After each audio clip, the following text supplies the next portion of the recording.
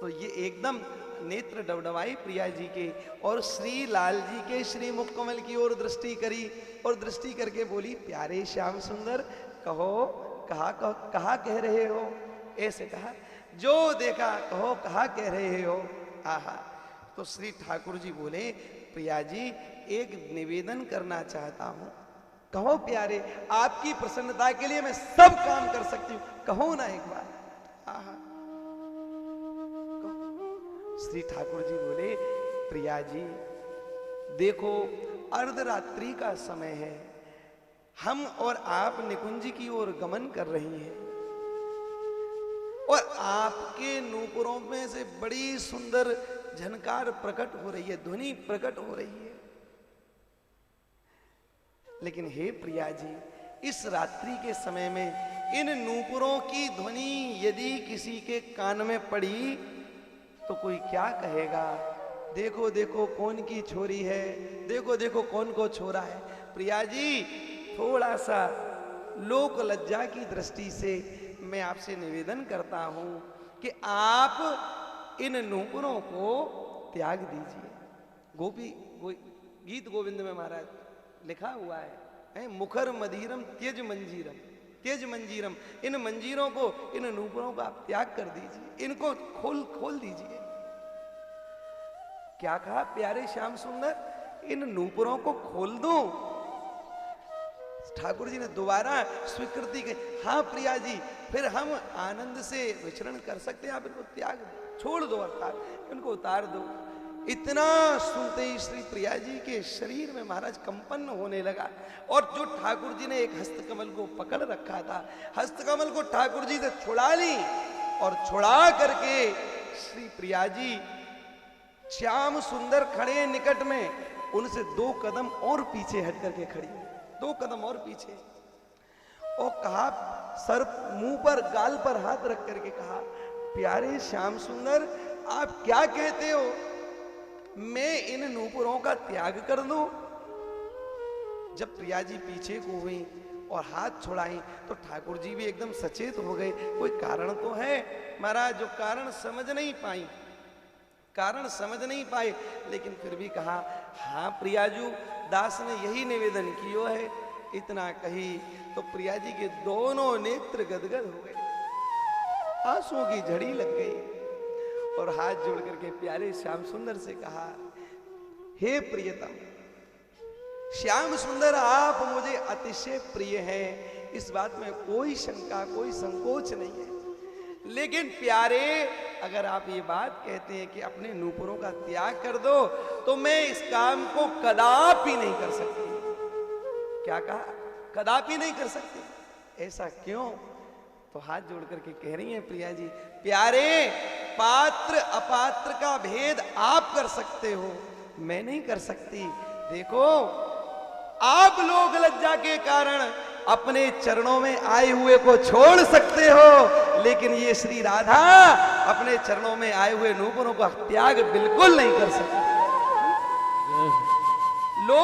मैं लोगों के ताने सह लूंगी, मैं लोगों का कहना सह लूंगी, लेकिन तुम कहो आहा कि नूपुरों को छोड़ दो, तो इन नूपुरों को नहीं छोड़ूंगी। क्यों? क्योंकि ये मेरे चरणों में बंधे हुए हैं, ये मेरे शरण हैं, ये मेरे शरणागत हैं, और मैं अपने शरणागत का त्याग कर दूं ऐसा मेरा निज स्वभाव नहीं है। बोल बरसाने वारी की जय। भैया ऐसी करुणामयी किशोरी जी के एक बार हृदय से बोलो, बोल बरसाने वारी की जय। ऐसी श्री प्रिया जी, महाराज ठाकुर जी तो ये किंचित विचार कर लेते हैं ये पात्र है कि अपात्र है, लेकिन श्री प्रिया जी के चित्त में ये भावना नहीं आती है कि ये पात्र है कि ये अपात्र है सब।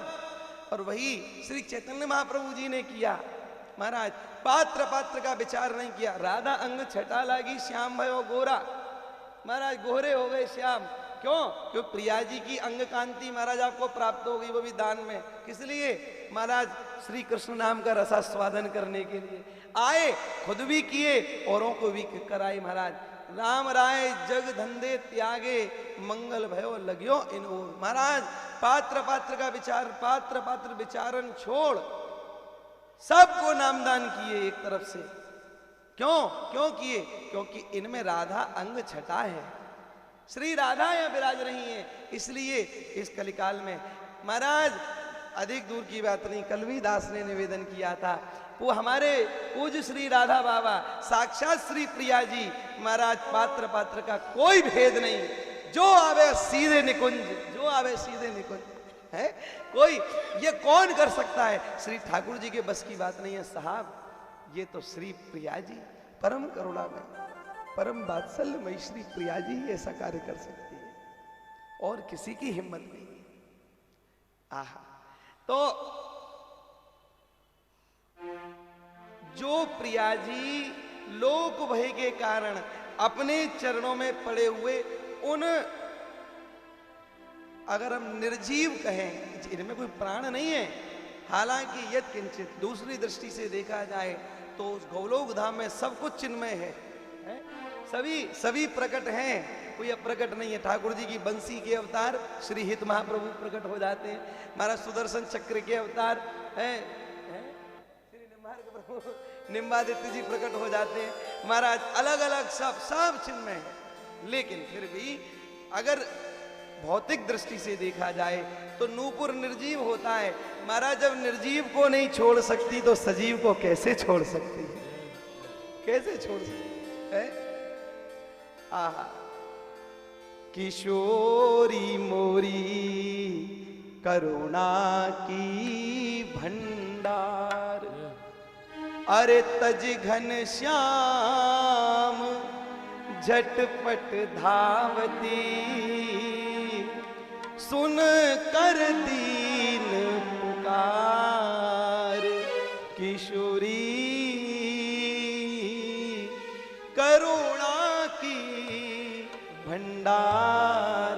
कितनी करुणा, कितनी करुणा, सोचिए। तज घन श्याम, जिन प्रियतम श्याम सुंदर के बिना आपको एक एक क्षण भी कल्प के समान त्रुट युगायते प्रतीत हो रहा है, वो श्री प्रिया जी जब करुणा की झोली खोल देती हैं तो साहब करोड़ों करोड़ों कल्पों का भी विरह झेल सकती हैं, लेकिन अपने चरणों में आए को त्यागना उनको स्वीकार नहीं है, त्याग नहीं सकती। ऐसा श्री किशोरी जी का परम करुणामय स्वभाव, जिनके बिना एक क्षण नहीं रह सकती। और तज घन श्याम झटपट धावती, सुन कर दीन पुकार, किशोरी करुणा की भंडार। बाबा श्री गौरांग दास जी श्री वृंदावन में विराजते, बहुत पुरानी बात नहीं, अभी 20-25 वर्ष पुरानी बात। बाबा गौरांग दास जी की निज स्थिति ऐसी हो गई, महाराज करुआ का जल पीते, ऐसा सुंदर श्री भगवत रसिक जी महाराज जी लिखते हैं करुआ के लिए, परम पावन करुआ को पानी, जाके पियत हृदय में आवत, ये मोहन राधा रानी, परम पावन करुआ को पानी, परम पवित्र करुआ का जल। महाराज उसको पीते, भाव स्थिति ऐसी हो गई, निज अवस्था में नहीं रहे, महाराज चल दिए, अवस्था ऐसी हो गई, निज शरीर का भान नहीं, लंगोटी भी खुल करके गिर जाती थी, पता नहीं चलता। आहा, भिक्षा के लिए एक द्वार पर पहुंच गए, माँ श्री राधे राधे, इतना कहा, मैया ने देखी, अरे बाबा बाबरो है गए हुए, अरे तेरे कछु पहर नहीं रखो और तू यहाँ आकर के ब्रजवासन के यहाँ रोटी मांग रहे हुए। बाबा को तब छेद आया, हाँ मेरे तन में बस रहे, इतना संकोच में, इतना ग्लानि में भर गए कि पुनः महाराज ब्रज में, अर्थात जहाँ लोग बाग रहते थे, ब्रजवासी रहते थे, उस क्षेत्र में नहीं आए और दूर जाकर के जंगलों में जाकर के रहने लगे। महाराज जब जंगलों में रहे, 3 दिन भूख प्यास, केवल श्री राधा श्री राधा श्री राधा, केवल एक नाम का उच्चारण, श्री राधा।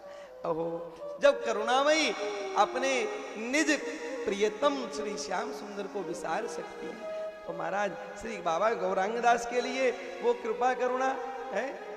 बिंदु जी ने श्री ठाकुर जी को खूब सुनाई है महाराज, मोहन अब हम तुमसे रूठे, लेकिन प्रिया जी के लिए किसी ने नहीं लिखा कि हम तुमसे रूठे। ए भैया बताओ, कोई लिखा है? एक आध किसी ने पद ऐसा सुना हो तो मैं बताओ है? लेकिन श्री ठाकुर जी से कह भी दिया। बिंदु जी कह रहे हैं क्या वो स्वभाव पहला सरकार अब नहीं है, दीनों के वास्ते क्या दरबार अब नहीं है। महाराज कह रहे हैं ठाकुर जी के लिए तो ये बात कही जा सकती है, लेकिन प्रायः श्री किशोरी जी के लिए ऐसी बात कहीं पर देखने को नहीं मिलती। अरे भैया हाँ या ना? थोड़ा जोर से बोलो, बोल बरसाने बारी की जय। आप लोग हाथ उठा के और जोर से बोलते हो ना, हमें लगता है कि आप बिल्कुल हमारी बात से सहमत हैं पूर्ण रूप से। और दास की बात नहीं है, ये प्राचीन संतों की बात है। ये दास के श्रीमुख एक टेप रिकॉर्डर बज रहा है, बजाने वाला यंत्र ये और यंत्री कोई और है। यंत्री ये सब संत जन यंत्री है। ये जो संतों के श्री मुखारविंद का दर्शन करके ही, जैसे टीवी के आगे रिमोट होता है ना, तो रिमोट दबाओ तो चैनल लगता है एकदम, वही बात है। ये रसिक जन सामने बैठे होते हैं, रिमोट की तरह काम करते हैं महाराज जी। तो आहा, कहाँ चल रहे थे? कहाँ चल रहे थे? नूपुर। नूपुर, वाह महाराज जी। कहाँ की गली कहाँ पे ठाकुर जी पहुंचा देते हैं, बलिहारी। तो हाँ, ये वहां चल रहे थे। अब आई बात करती, सावधान। श्री हरचरण दास जी महाराज शरीर अब पूरा कर लिए। दास को सुबह ही सुबह 4 बजे फोन कर देते थे और कहते थे साधु सावधान। एकदम महाराज जी ऐसे बोलते थे, अब तो शरीर साधु सावधान कहो। सो रहे थे जी सरकार, सो रहे थे। आवाज से पहचान जाते महाराज जी। दंडवत में थोड़ा सा तो लचक आती, क्योंकि सो रहे हैं महाराज। जब विषय निद्रा में सोएंगे तो जीव और सभी लड़खड़ाएगा, और क्या है। बलिहारी। तो श्री बाबा गौरांग दास जी जंगलों की ओर चले गए, और भान नहीं है श्री किशोरी जी करुणामयी हैं महाराज, जंगलों में ही और थाल लेकर के पहुंच गए। थाल लेकर के, सजा हुआ थाल महाराज, स्वर्ण की कटोरियां जिसमें विराजमान है, वो थाल और लेकर के बाबा के समक्ष विराजमान कर दिया। बालिका का सुंदर रूप है। बाबा 3-4 दिन से भूखे हैं, कुछ पाया नहीं। महाराज लेकर के पाने लगे। पाते पाते तृप्ति ज्यों-ज्यों होती गई तो भान हुआ, अरे इस जंगल में ये भोजन कौन लेकर के आया। महाराज फिर स्मरण हुआ, अहो एक छोटी सी बालिका आई थी। बालिका बस फिर शरीर रोमांचित होने लगा, कंपन होने लगा, अष्ट सात्विक विकार प्रकट होने लगे।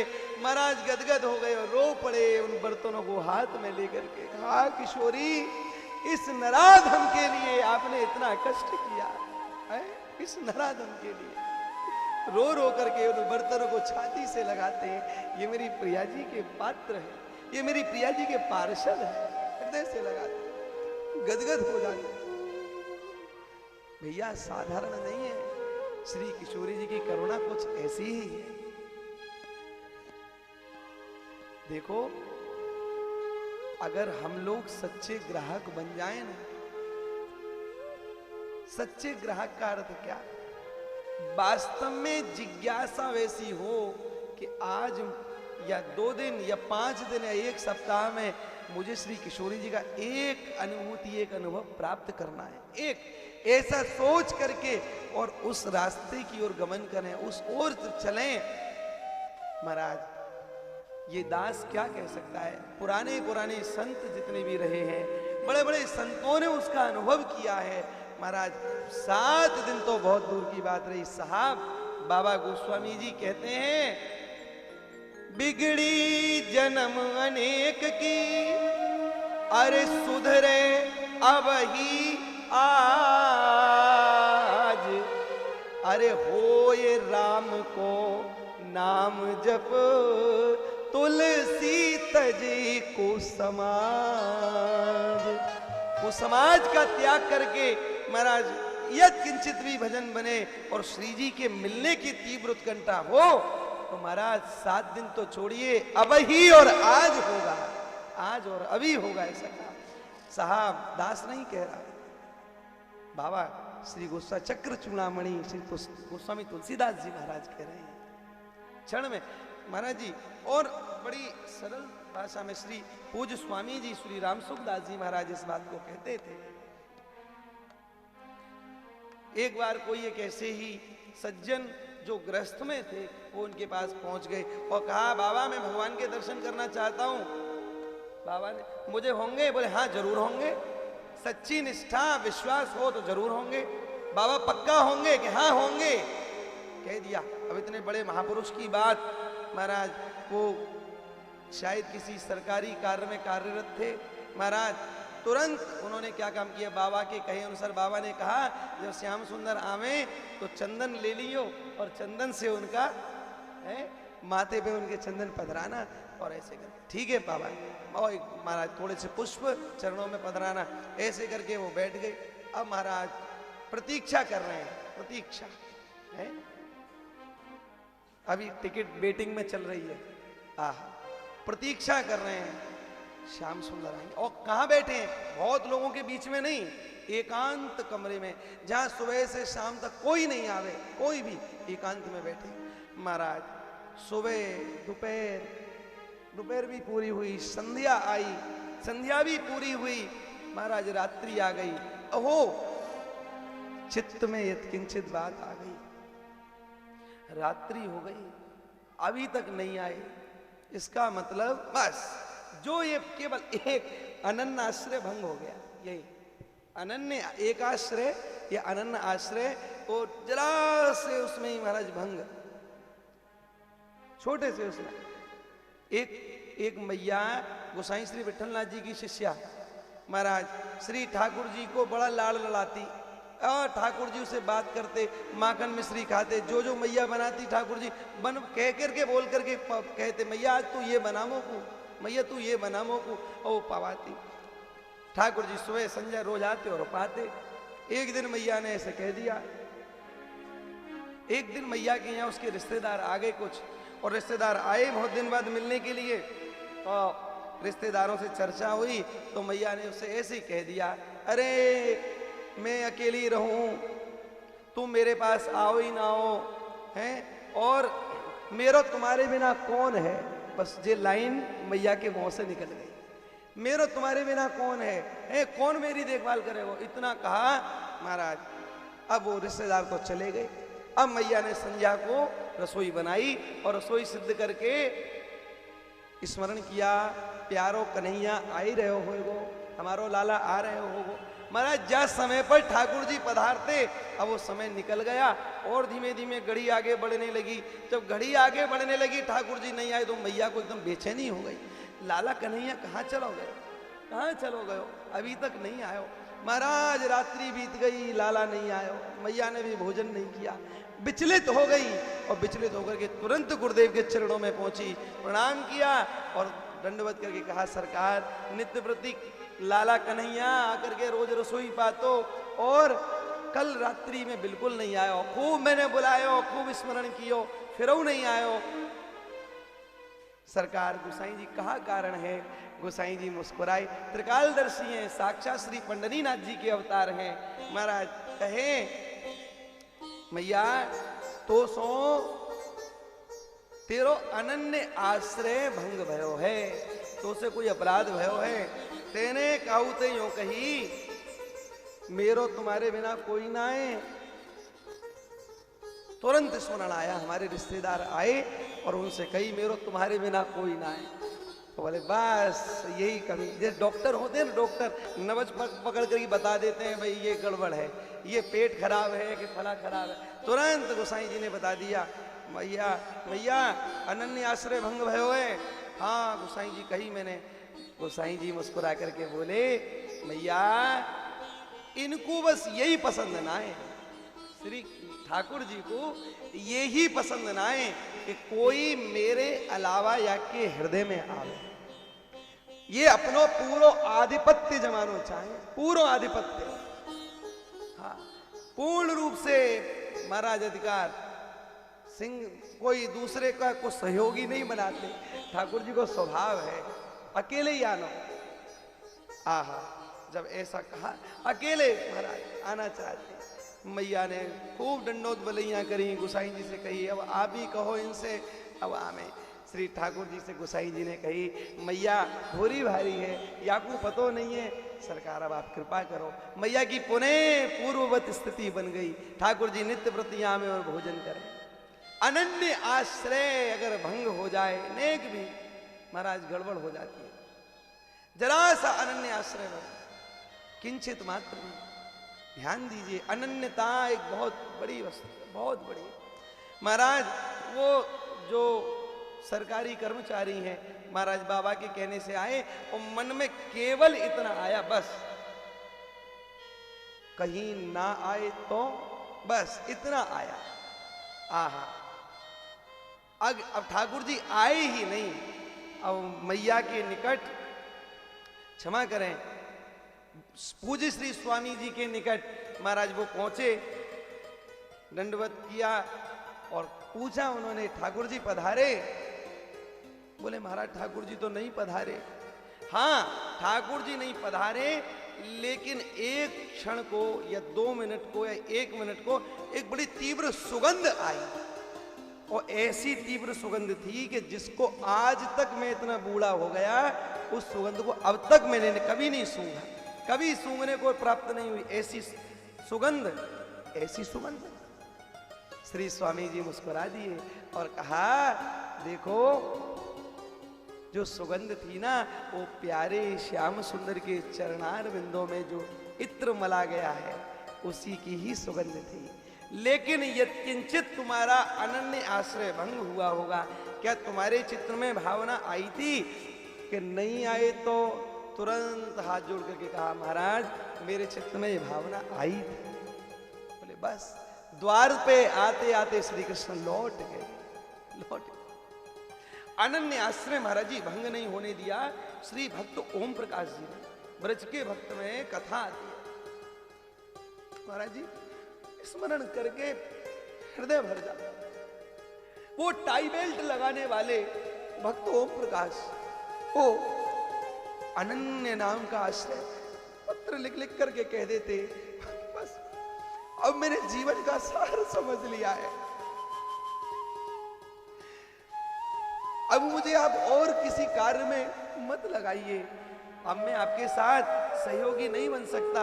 18 घंटा मुझे भजन करना होता है, 18 घंटा भजन करते। महाराज एक समय ऐसा आया, इतनी साधना पुष्ट हो गई, श्री कृष्ण निकट दिखने लगे, ऐसे निकट दिखने लगे अब ना उनको घर सुहाए, ना वस्त्र सुहाए, ना भूख भोजन सुहाए, ना शरीर सुहाए। ऐसी विचित्र स्थिति बन गई। केवल एक कंबल, एक झोली माला और एक श्याम सुंदर का चित्रपट लेकर के जमुना जी की कुलिन पर पल्ली पार पहुंच गए, क्योंकि वहां कोई नहीं आता और दर्शन कर रहे हैं, देख रहे हैं कि श्याम सुंदर की प्रतीक्षा कर रहे हैं, ये आ रहे होंगे, आ रहे होंगे। अब महाराज 1 दिन बीता, 2 दिन बीता, 3 दिन बीता, न अन्न लिया है और न ही जल लिया है, न अन्न न जल, और इसके बिना केवल जमुना जी की पुलिन पर रेती में पड़े भये हैं। महाराज ब्रजवासी कोई ऐसा आयो, उसने कंबल भी चोरी कर लिया, किसी ने कोई झोली माला ले गया, केवल चित्रपट रखा रह गया। आह, भक्त ओम प्रकाश की स्थिति क्या। महाराज जब इनके भैयाओं को पता चली कि इन्होंने घर छोड़ करके कहीं चले गए हैं, तो सारे वृंदावन में ढूंढवाया, कहाँ गए कहाँ गए। जब पता चला कि पल्ली पार में ऐसे पड़े हुए हैं, आहा, सब लोग इनके निकट पहुंचे, कहा कृष्णा को देखकर सब समझ गए कि अब इनकी मुख पर तेज है, लेकिन शरीर कृश हो रहा है, शरीर में बल नहीं है, ताकत नहीं है। और महाराज तो इनके भाइयों ने कहा, भोजन दिया और भोजन देकर के कहा पाओ इसको, दूध दिया, लेकिन जैसे भाइयों को देखा तो कांपते हुए हाथों से हाथ जोड़ करके कहा भैया मेरे अनन्य आश्रय को भंग मत करना। अरे काहे का अनन्य आश्रय, मरने के कगार पर पहुंचे हुए हो और कहते हो अनन्य आश्रय क्या। और रो पड़े, कहा देखो श्याम सुंदर सामने ही दिख रहे हैं मुझे, बस थोड़ा और निकट आ जाने दो, थोड़ा और निकट आ रहे, देखो मुझे वो सामने ही दिख रहे, ऐसा हाथ जोड़ करके कहा मैं कुछ नहीं पाऊंगा, कुछ नहीं। अगर मैंने ये व्रत तोड़ दिया तो श्याम सुंदर निकट खड़े वो वापस चले जाए, आप कुछ मत कहो, ऐसा हाथ जोड़ जोड़ करके कह रहे हैं। खूब प्रयास कर लिया महाराज जी। जब सबको पता चला तो वृंदावन के प्रेमी भक्त संत वहां पहुंचने लगे। देखे भक्त ओम प्रकाश की स्थिति बहुत गंभीर है।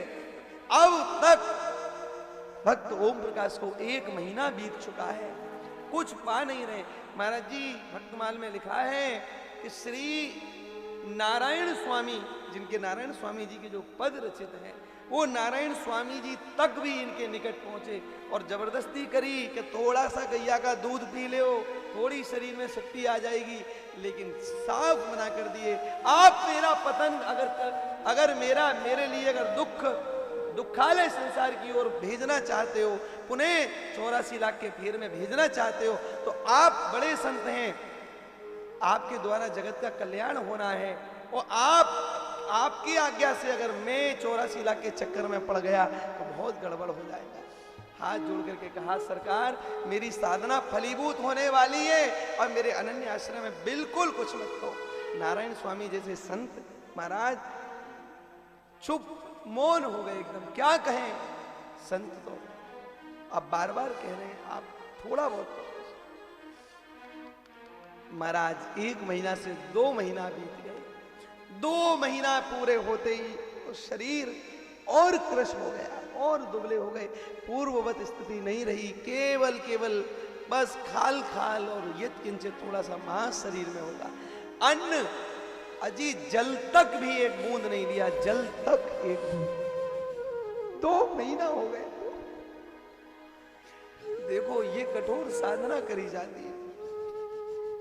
हम लोग अपनी इंद्रियों को पूर्ण विषय उन्मुक्त विषय रचा पचा करके सोचते हैं, हाँ हमारे श्याम सुंदर आ रहे हो, हमारे निकट वो किशोरी जी आ रही हो।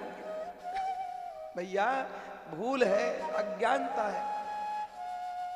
सत्संग कथा में बड़े बड़े महापुरुषों के चरित्र इसीलिए सुनाए जाते हैं क्योंकि भैया हमारी ये गफलत, हमारी ये गलतफहमी दूर हो जाए कि हम इतने बड़े भगत जी हैं, तिलक लगा लिया। हमारी साधना कहां पहुंची, कहां हमारी निज स्थिति है। केवल पर चर्चा, इधर उधर की चर्चा में लग करके और 2 मिनट हरे कृष्णा कीर्तन किया और उसके बाद सोचे हम भगत जी बन गए। नहीं,